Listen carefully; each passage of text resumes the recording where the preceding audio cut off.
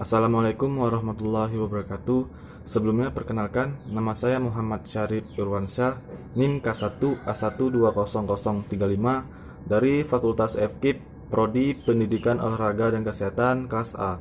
Baiklah, pada kesempatan kali ini saya akan membahas sedikit masalah pendidikan yang ada di Indonesia.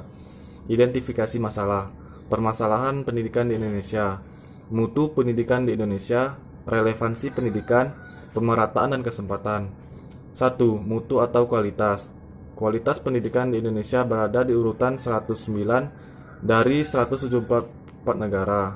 Indonesia berada pada urutan 17 dari 17 negara di Asia di bawah Vietnam. Lalu, apa yang menjadi penyebab kualitas pendidikan di Indonesia itu rendah? A. Rendahnya sarana dan prasarana pendidikan. B. Rendahnya kualitas dan kesejahteraan. Kebanyakan guru belum memiliki profesionalisme yang memadai. Yang C. Prestasi siswa. Anak-anak Indonesia ternyata hanya mampu menguasai 30% dari materi bacaan dan ternyata mereka sulit sekali menjawab soal-soal berbentuk uraian yang memerlukan penalaran. Hal ini mungkin karena mereka sangat terbiasa menghafal dan mengerjakan soal pilihan ganda. Yang D. Mahalnya biaya pendidikan. 2. Relevansi pendidikan di Indonesia. Masalah ini berkenaan dengan rasio antara tamatan yang dihasilkan satuan pendidikan dengan yang diharapkan satuan pendidikan di atasnya atau instansi yang membutuhkan tenaga kerja. Banyaknya lulusan dari satuan pendidikan tertentu, yaitu sekolah kejuruan dan pendidikan tinggi, yang belum atau bahkan tidak siap untuk bekerja. Masalah relevansi berkaitan dengan efisiensi pengajaran di Indonesia. Efisien adalah bagaimana menghasilkan efektivitas dari suatu tujuan dengan proses yang lebih murah. Beberapa masalah efisiensi pendidikan. Yang pertama, mahalnya biaya pendidikan. Yang kedua, sistem pendidikan yang berubah-ubah. Dan yang ketiga, waktu pengajaran.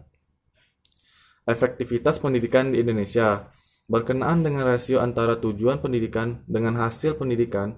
Artinya, sejauh mana tingkat kesesuaian antara apa yang diharapkan dengan apa yang dihasilkan, baik dalam hal kuantitas maupun kualitas.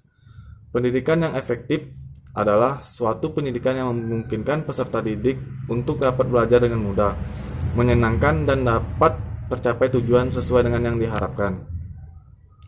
Efektivitas pendidikan di Indonesia masih rendah. Salah satu penyebabnya adalah tidak adanya tujuan pendidikan yang jelas sebelum kegiatan pembelajaran dilaksanakan.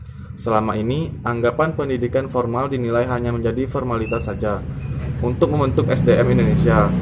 Tidak peduli bagaimana hasil pembelajaran formal tersebut. Yang terpenting adalah telah melaksanakan jenjang yang tinggi. Setiap orang mempunyai kelebihan di bidangnya masing-masing. 3. Pemerataan dan kesempatan.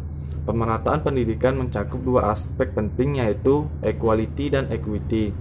Equality adalah atau persamaan mengandung arti persamaan kesempatan untuk memperoleh pendidikan. Sedangkan equity bermakna keadilan dalam memperoleh kesempatan pendidikan yang sama di antara berbagai kelompok dalam masyarakat.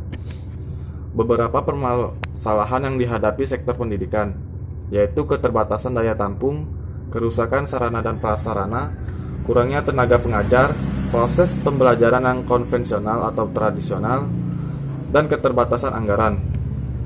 Solusi dari permasalahan pendidikan yaitu solusi sistemik, yakni solusi dengan mengubah sistem-sistem sosial berkaitan dengan sistem pendidikan.